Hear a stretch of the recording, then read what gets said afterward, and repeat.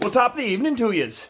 I am back in Texas, and it's good to be home. We've been up in Montana for the last week or so. Me and my good buddy Jake Masterpool went up and tried our hand at a little elk shed hunting, and I tell you what, we got owned this year. Our first plan kind of fell through. Our second plan kind of fell through, so we were just kind of hopscotching around trying to fight through some really nasty weather and trying to find some sheds, and didn't do real well. We found a few, and I'll try to put together a video on that here in the next couple weeks. But right now I'm trying to put together another snake video, and so little disclaimer here, do not use this video as a educational how to do it video. I am not that guy. I don't know nothing about snakes to speak of. I'm not a snake expert. Messed with them a little bit when I was younger, back in my teenage years. There was a pretty good snake market, and so I would go out and catch snakes and sell them live to make money on them. And through that, I guess people just kind of think that you're a snake expert if you still kind of dabble with it. I'm mostly an outdoorsman, and I spend a lot of time outdoors and occasionally come across snakes. And so, yeah, somewhere in this, I've gotten a reputation through a few people that think that I am a snake expert.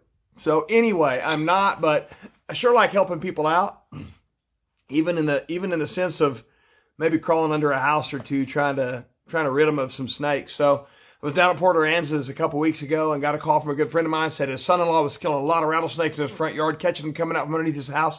Would I be willing to go have a look-see? And so this is where most of this video is. And then I had another buddy that called back in November, I think it was, or maybe it was October, that he was finding some snakes going under his house. They were going into den.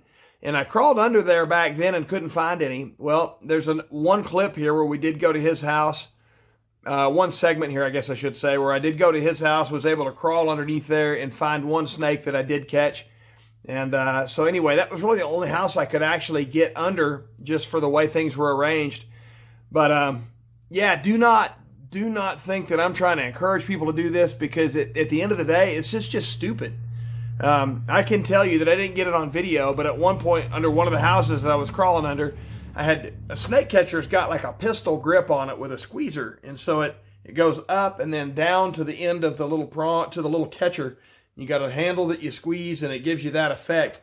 Well, I stood that snake catcher up on its pistol grip up against something in the house. And as I was crawling in there, I guess I hit it with my elbow and knocked it over. Well, that thing fell over and hit my leg. And I can tell you this, that I almost ended up in the kitchen at that point. It scared the ever-living stuffing out of me. And so it's just not a great place to be. You're pretty vulnerable up underneath there. And so I don't encourage people to do this. I strongly discourage people from doing this. So again, this is not a promotional video to try to encourage people to do this particular thing. I do encourage people to get out in creation and enjoy creation, maybe fishing or hunting or whatever. I don't encourage this. If it's your thing, by all means. If you're dumb enough to try it, then by all means. But for the most part, yeah, call somebody more experienced than I am to do this, because quite honestly, this ultimately didn't pan out very good for us. I was unable to have a whole lot of success. But just kind of wanted to explain to you guys kind of a little bit about what's going on here, and a little bit of a disclaimer. I'm not encouraging this by any stretch of the imagination. So, yeah, this is a video of me doing something that I'm not very well versed at, not very comfortable with. And to be honest, I was scared like a little girl most of the time. So anyway, we'll go into the house here, edit this thing up, and put together this video. So next time you see me, I'm fixing to be kind of introducing the house that we're headed to. So let's go see what kind of mess we can get ourselves into. Bless you guys. All right, we're out here at Levi Chanel's place. A buddy of mine, they've got some snake issues. They believe they've got snakes living up under the house. And so I started to try to figure out how to get under the house, and moved a couple bricks, and we just found a baby one here. I'm not an expert at this. I'm just kind of the guy that's dumb enough that's willing to try this. And so not exactly sure how we're going to proceed at this point. We're going to go get this little one from the bricks, and then I'm going to see if I can see about getting up underneath the house. And I come up with an idea driving home from Port Aransas yesterday that I think I'm going to get a remote control car, put a GoPro and a light on it, and move that remote control car up underneath the house so I can kind of see what's going on via Bluetooth on my phone. So anyway, they've also got a storm cellar here. They've been killing some snakes around, so I'm going to try to go down in there also and see what we can come up with. But right now, let's go over here and get this little one.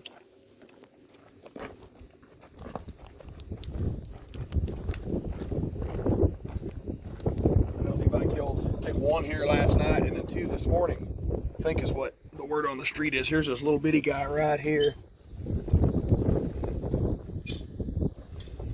Scrappy little guy. That's the kind, they're just not good. Boy, he is spunky. Spunky little guys. That is aggressive, which is, I don't know, sometimes I believe that's a sign of the genetic pool that's here. So I'm studying that right now and paying attention to how aggressive this guy is, because his family members could very well be the same way. So I've got the snake box here. We'll go put him in.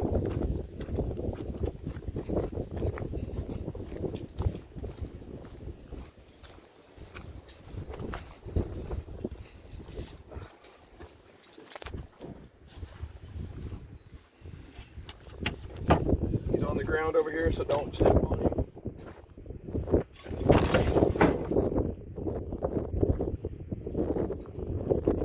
Snake box kind of at a tilt.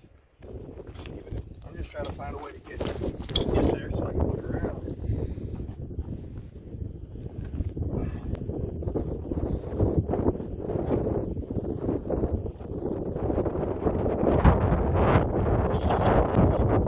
Starting to sprinkle a little bit. Starting to sprinkle a little bit.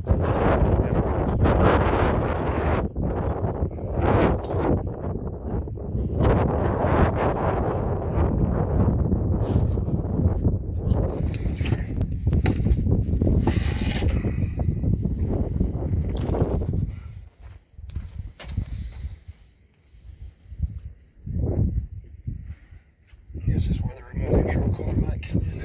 Yeah. Pretty handy.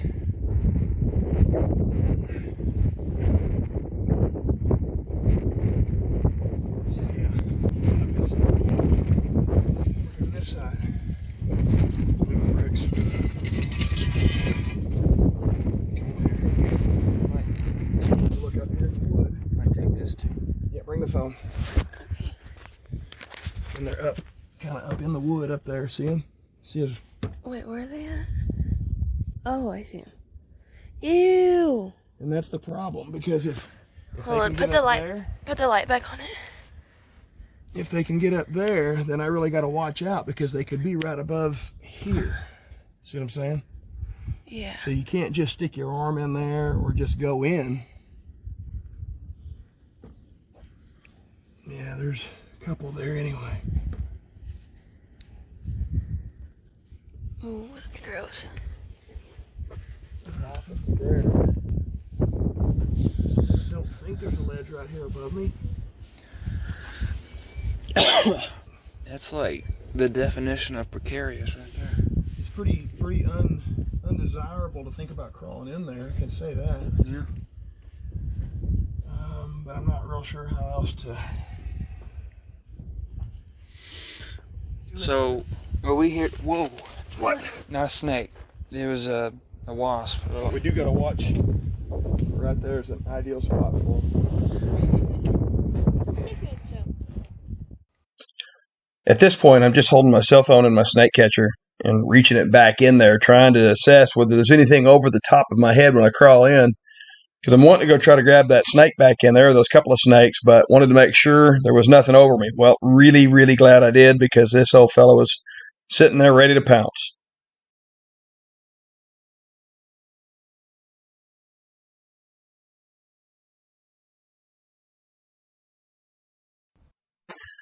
Well, ended up getting a little frustrated with that other situation there at the house. That snake kind of holding guard there. I didn't feel like I could crawl up underneath and try to reach over and grab those snakes that were over to the right. And so going to make my way over here and try to size up the cellar and, just go in and do a little assessment and see what's going on down in there. And as it turns out, just from experience in the past, you'll watch as I'm going down in here, I'm just really cautious. And as it turns out, I didn't need to be. There were no snakes in there. But until you go down in there and size it up, you really don't know what you're dealing with. And from experience in the past, from back in the days when we used to gas dens, you'd find those snakes coming out in all kinds of places that you just didn't even know existed. And so as I'm going down, dropping down into the cellar, I'm looking over and I'm seeing cracks and crevices in the concrete and different places that these little snakes could be coming out of. And so, yeah, being very, very methodical, very cautious, going down in, checking everything out, because it wouldn't be the first time that I've gone down into a situation like this and, look over and there's a snake, a foot from you just coiled up in a little crack or a crevice or something. So anyway, got down in here and kind of sized things up. It didn't take long to figure out that this was not the den.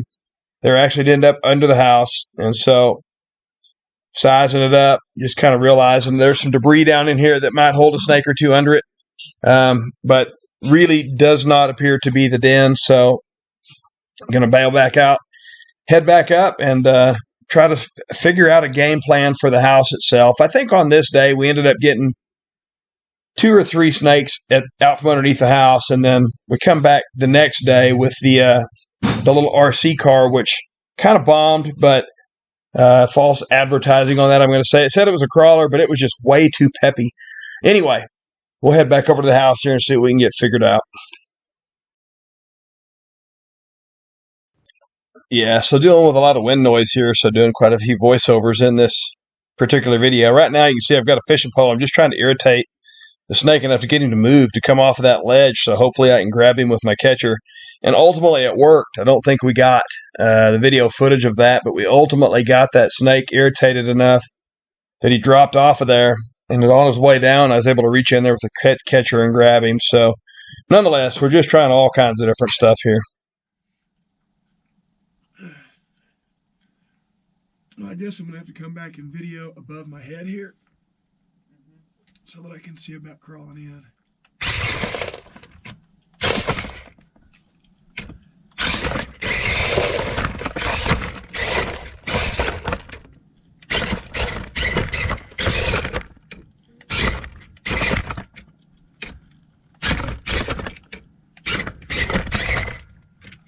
Can't they come out? It's literally on the total opposite side of the house. You have to document it, doing a little go fast. Yeah. Well, earlier we were able to connect his phone to the GoPro, and then we had like a little car that we could hook that up to, so we could drive it under there and then watch it on his phone. Well, how cool is that? So yeah, it was cool.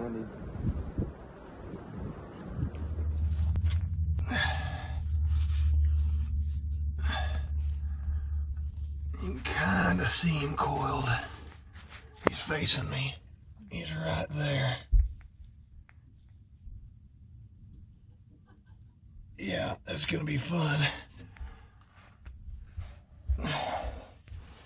I've got electrical lines, and I'm going to have to carry him, keep him in the catcher. I have to keep him in the catcher all the way out of here. And that's not going to be easy to do. It's a good sized snake. Oh, Lord. I'm not sure how he's going to react whenever I go to try to grab him.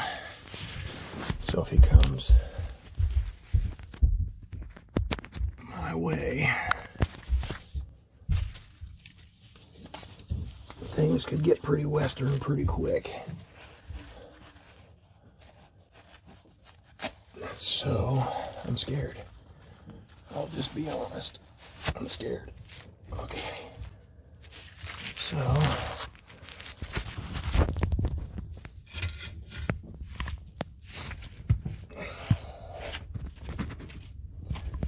definitely keeping an eye out for babies.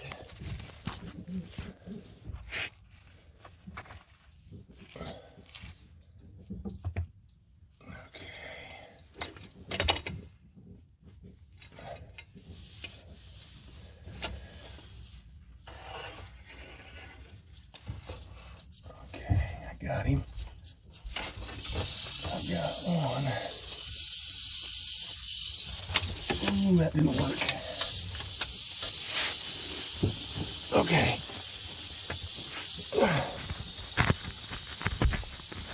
This is my view right now. Turn here, and I'll show you what my view is. He's injured or something. He's got red on him. But I got to try to back out of here about 10 yards or so to the exit. So I'm going to put the phone up and try to put her in reverse and get out of here. The shorter one might be better for this. Oh, that is the shorter one. Never mind.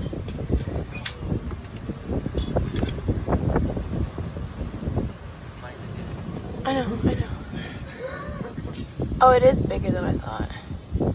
What's up? She said it is bigger than she thought. Yeah, let's do about the same size, I think. Yeah, we're just going to keep going back in it.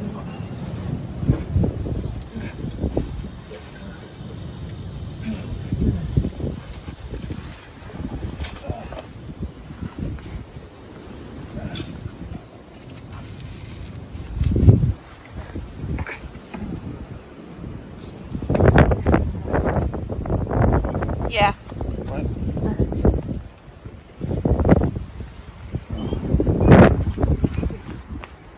Oh my goodness. Oh, dude. That was like work.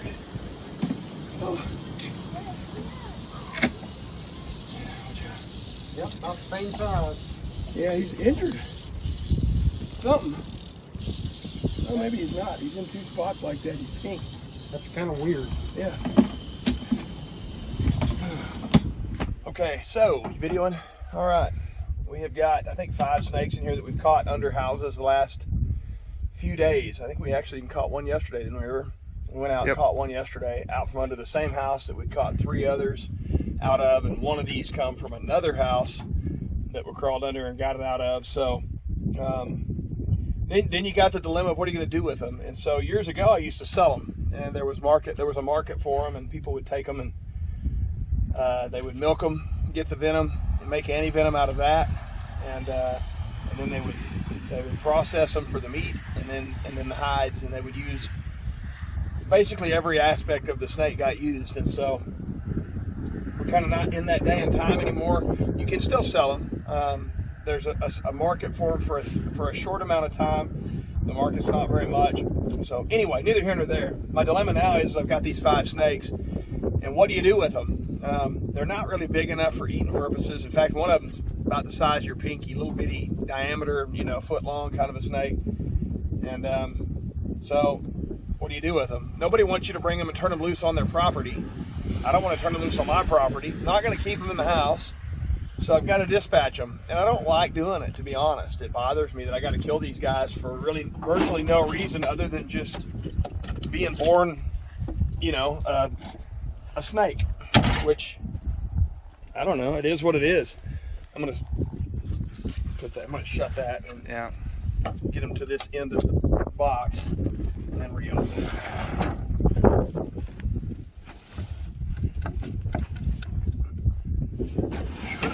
I didn't hear him or feel him, but I heard him.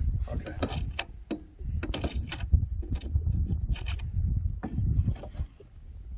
Oh yeah, we've got snakes, and so yeah, I've got to kill them, and I don't want to, but it is part of it. And I even go next level with this. So like I'm fixing to chop their heads off individually. And I don't want all the snakes to see what's going on. So as I take one out, I'll take it over here to the side, dispatch it, come get another one and do the same. Yeah, part of it. I don't like it. I've always kind of been, soft that way. I don't like to do what I'm doing right now. But it is a part of the process. And again, nobody really wants these things in their yard or on their property. So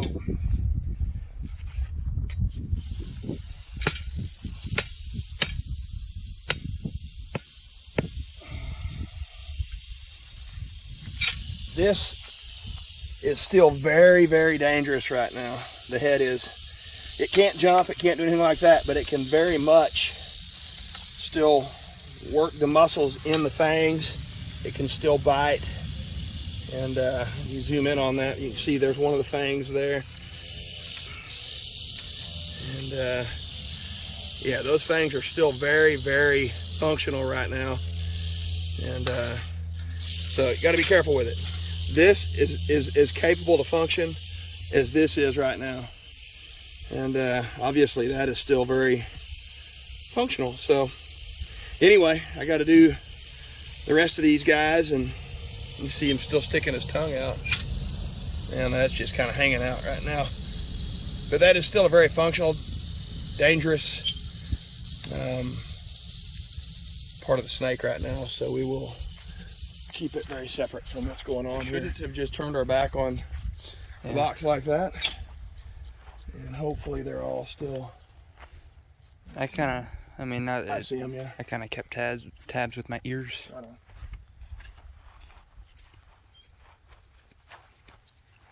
Where'd you put that head? It's in the back of the pickup. Gotcha. So I will take these after we dispatch them, and I will skin them, and I will tan the skins, and have the skins for if somebody wants to use them for something. So me and a good friend of mine had a pretty cool conversation here a few weeks ago. His daughter drew a hunt down in South Texas where they were able to go hunt aoudad sheep, and they're not native.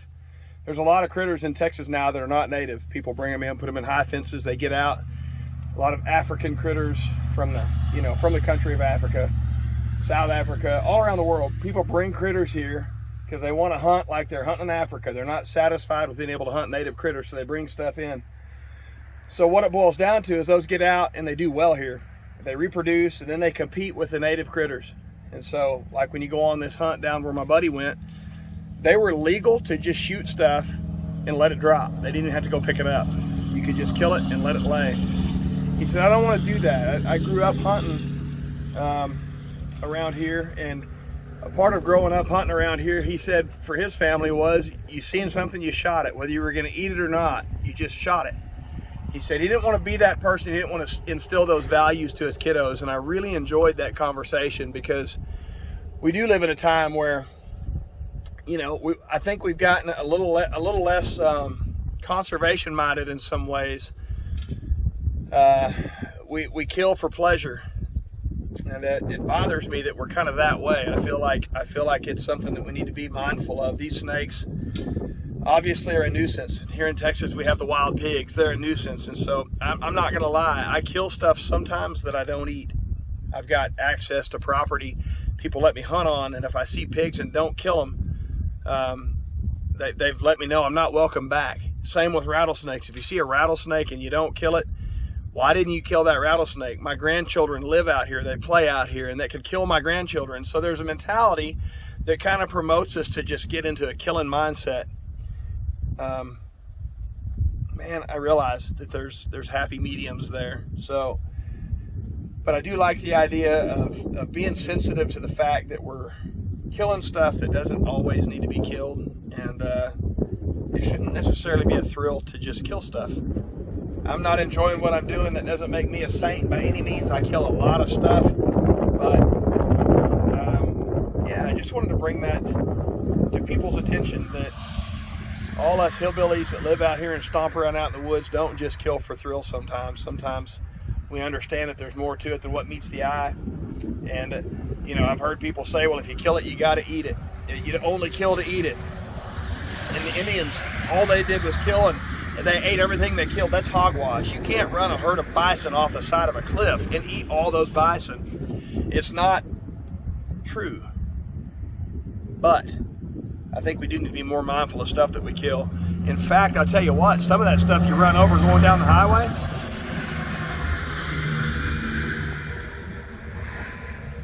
it might not even be unheard of to turn around, go back and throw it in the truck, take it home and eat it. There's legal issues in different places you have to be mindful of.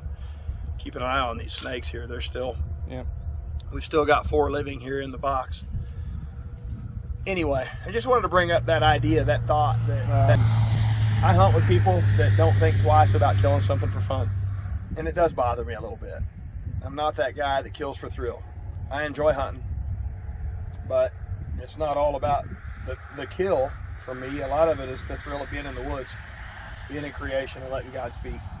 Well, happy Good Friday to you guys. And well, it actually is Good Friday. We're just a couple of days away from Easter, and in that time of year that we're all as Christians reminded of what Jesus did for us. And this particular episode has made me think about my faith and my walk with Jesus. And in fact, a lot of what I've been told throughout my life and my walk with Jesus, that it would make my life easy, and that God wouldn't make me uncomfortable, but just ask me to do things that I enjoyed and give me the desires of my heart. And there's some biblical truth to that, but there's also some truths that I think we like to overlook. And the fact that we like to think that God won't put anything on us that we can't bear, I think is just not true. In fact, a lot of times I think he puts enough on us that drives us to our knees to put us in that place that we need to be, which is humbled and on our knees crying out. And so I think about going into these houses, and I'm sure not trying to encourage people to do that by any stretch of the imagination, but I do think sometimes in our walk with Jesus that he's going to call us to things that we're not comfortable with, and to confront the serpent, if you will, in our lives, or maybe even in someone else's life. And so I'd like to read a little bit to you out of the book of Philippians, the New Testament, chapter 2, verses 1, and we'll go down through a few verses here. And I'd just like to share some ideas here with you. I do believe that Jesus walks with us through the fire, but he doesn't always make the fire go away, as we read when we look at the story of the three Hebrew children, Shadrach, Meshach, and Abednego. And I think a lot of times that we're told that it's just all going to be easy. And so let's look here at Philippians chapter 2. And it says this in verse 1. It says, "Therefore, if any of you have any encouragement from being united with Christ, if any of you comfort from his love, if any common sharing in the Spirit, if any tenderness and compassion, then make my joy complete by being like-minded, having the same love, one in spirit, and of one mind. Do nothing out of selfish ambition or vain conceit. Rather, in humility, value others above yourselves, not looking to your own interest, but each of you to the interests of others. In your relationships with one another, have the same mindset as Christ Jesus, who being very nature God, did not consider equality with God something to be grasped, or another translation says to use to his own advantage. Rather, he made himself nothing, being made in human likeness, and being found in the appearance of a man, he humbled himself and became obedient to death,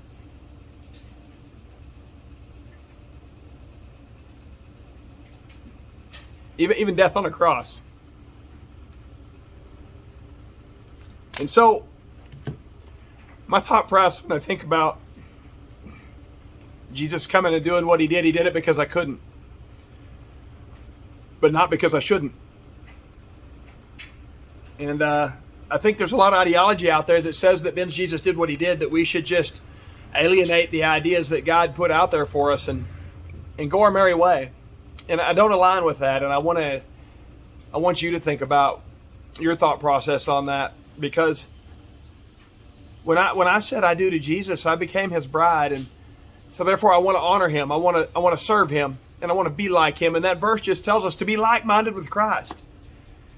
And I wonder what our society would look like. I wonder what our families would look like. I wonder what our friendships would look like if we put on that mindset every day of going out and doing, maybe not to please ourselves, but to honor others, to honor the people that in our circle of influence. I believe, I witness every day, because my wife does that with me, that it would change things.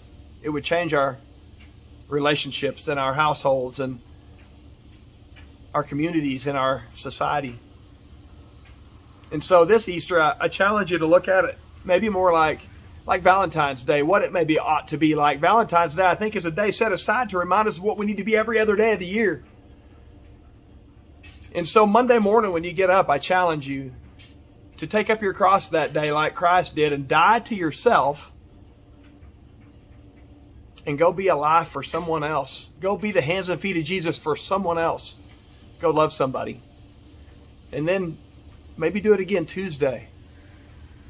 Maybe you'll stumble Wednesday and you'll forget all about it, but then be reminded by Friday, man, we just came through last Good Friday and I was challenged, and pick it back up and do it again. And then time will pass, and next thing you know, it just becomes that you are like Christ. And it's not about you anymore, but your life is about Him. And then you find that you get this joy from it and this peace that passes all understanding. It's a process. I haven't got it figured out. I'm not there yet. I haven't arrived. But I've seen it. And I want to challenge you guys this Easter holiday to maybe be challenged to understand that Jesus did a lot of what He did to empower you to do what you were called to do, which was to be like Him. And I hope you guys have a wonderful Easter. I hope.